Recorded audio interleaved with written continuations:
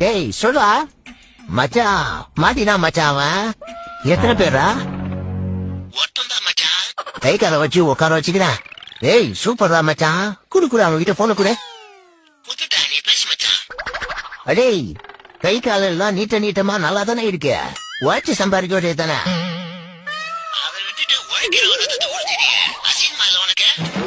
நல்லா கேளு மச்சான் அப்போ அது சூடு சொன்னவாதான் பாக்கலாம் அவனுக்கு தொல்லை தாங்க முடியல இவனுங்க பிறந்த மாதானுங்க மச்சான் ரத்த வெறுப்புச்சவனுங்க செருப்பா வச்ச மாதிரி கேட்ட மச்சான் அப்போ ஆச்சும் தெரிஞ்சுறான் பாப்பேன் இன்னைக்கு எப்படி போச்சா அத சொல்ல மாட்டேனே நல்லா தூங்கி இருந்தான் இவர் வந்தாரு காதுகிட்ட வந்து சொத்துல எப்ப பங்கு பிரிப்பன்றான் உனக்கு எதுக்குடா பங்கு தரணும்னு கேட்டா பின்ன உலத்த என் உடம்புல உருளுன்றான்